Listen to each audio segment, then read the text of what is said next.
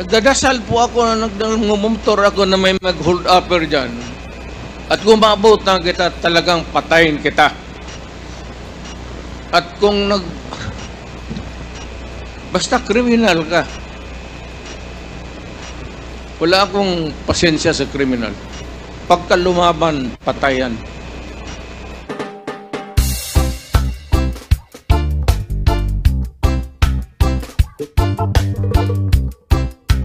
Mr. Chair, yes or no?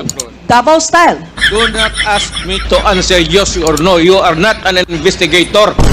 Ano ka, pulis? Can you repeat the question? Mr. Chair, sinabi niya po na full responsibility. So, Mr. Chair, totoo ba yan? Correct. Very correct. Since I was a president, and there was this, until now, serious problem about drugs, I had to issue or make a policy statement about drugs. At all that happened, yung nangyari pursuant to my order to stop the drug problem in this country, akin yun. Akin na akin yun. Ako ang nagbigay ng order kasi ginawa nila illegal or legal, akin yun. Thank you, Mr. Chair. I take full responsibility for it. Thank you, Mr. Chair. Yun po yung tanong ko. Yung families of innocent extrajudicial killings, kayo din. File the case in court. Mr. Chair. Walang problema. Nandiyan ang korte. Yes, Mr. Chair. Second question ko. Responsable kayo kasi polisiyan nyo yon. Kumbaga, tatak Duterte. Dahil polisiyan nyo rin yan, tama ba? Sa Davao. Nung nasa Davao pa kayo. Tama ba na tawagin po itong Davao model or Davao style? Mr. Chair? I cannot control the semantics. Mr. Chair, yes or no? Davao style? Do not ask me to answer yes or no. You are not an investigator. Mr. Chair, tayo po ay nasa investigasyon kasalukuyan, Yes, Mr. but you Chair. are not an investigator. Why are you asking me to answer Mr. yes Chair, or no? tinatanong ko lang naman. Point of order. Suspended.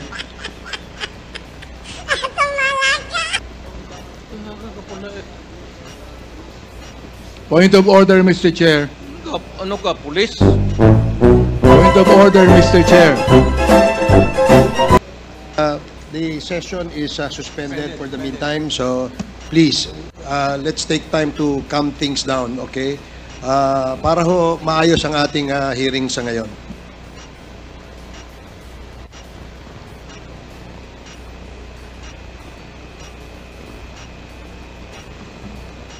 Hearing is resumed. Please proceed, Congresswoman Rosas. Yes, Mr. Chair. Napakasimple lang po ng tanong ko. Tinatanong ko lang po kung yes or no, Davao style ba yung inyong modelo. Mr. Chair, ayaw niya sagutin. So, Mr. Chair, hindi ko maintindihan yon. I'm What is sorry, your personality, Your Honor?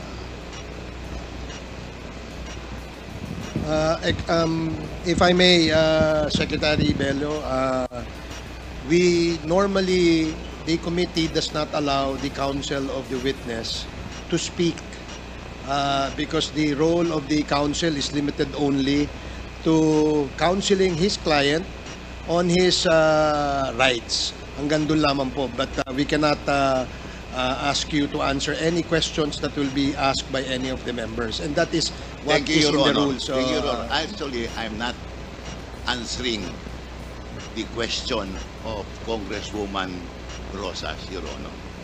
My point is, Your Honor, to allow this resource person to finish his answer. Okay, we will do that. Thank you, Attorney Bello. Thank you, Your Honor. Thank you. Congressman Brosas,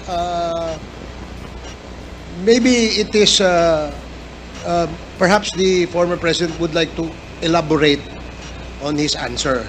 we may ask questions that is answerable by yes or no, and as much as possible, we would ask the resource person to say, only answer yes or no. But if he wishes to elaborate, and as long as it is germane and related to the answer to your question, we will allow that. But Yes. we will make it very, very short. Yes, Mr. Chair. Pwede namang mag-expound, Mr. Chair. Ang tinatanong ko lang, sa particular question na yun, maaari naman siyang sagutin ng yes or no. And then the explanation, Mr. Chair. Opo, opo. Mr. Do Pres- not control my answer, kung Your Honor. This is not an inquisition. It's a democratic process of investigation. Okay, thank you, Mr. President. Sana po, if there are questions that will be propounded by the members, hopefully, medyo, kung gusto po natin mag-elaborate, we will allow that, provided that kung maaari po sanang iksian lamang po natin, nang sa ganun, no, malinaw. And for the members who wish to ask questions that are answerable by yes or no, please make the questions very clear para ho masagot po ng yes or no, Your Honors. So I hope para ho maayos yung ating patakbo ng ating hearing sa ngayon. So please proceed, Congresswoman Brosas. Yes, Mr. Chair. Mr. Chair, ang tanong ko, war on drugs ay talagang utos nyo. Diba? Pag sinabing war on drugs, Duterte yan. Sa inyo, na nadikit yan. Unless, eto po, tanong na pwede nyo i-expound. May iba kayong gustong itawag doon? Meron po ba kayong gustong ibang itawag doon? Wala na po. Sabi ko, I assume full responsibility for whatever happened in the actions taken by the law enforcement agencies of this country to stop the drugs or the serious problem of the drugs affecting our people.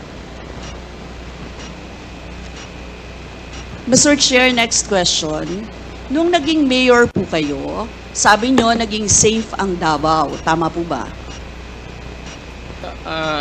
That would be that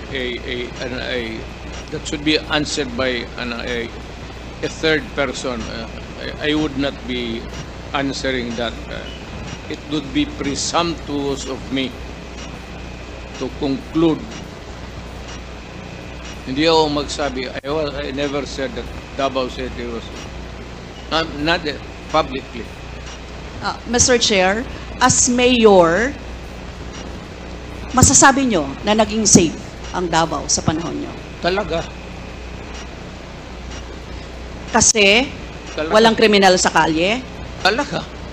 walang snatcher, Walang snatcher. walang akyat bahay, Walang akyat bahay. walang magnanakaw, Walang magnanakaw. walang mamamatay tao. Walang mamatay tao. So yun po lahat, yes. Oh. So walang mga kriminal o walang insidente ng kriminalidad. Bakit po? Merong mga incident, not totally. It could be a dream of a city not to have any criminal incidents or violence.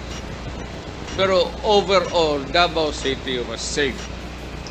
If the test or standard would be that a citizen of the city can walk all over the city and men and children can go home safely, unmolested, undisturbed. That was the standard that I gave to the police of Davao City. Mr. Chair, I would like to ask, no? Hindi ba nagkandamatay sila sa panahon na yun? Marami po. Sino-sino po ang mga pumatay? Wala akong listahan yan, ma'am. We have to go to the tawag nito. Hindi ako, hindi ko bit-bit. Ang bit-bit ko lang ho yung hindi. Mr. Chair, I would like to ask again, no? Sa inyo po na karanasan, kayo mismo ba pumatay? Ako, marami. Mga 6 o 7. So Ewan what- ko kung natuluyan yung, hindi ko na follow up sa hospital kung natuluyan. Note ko lang, ipaalala ko ulit, Mr. Chair, kasi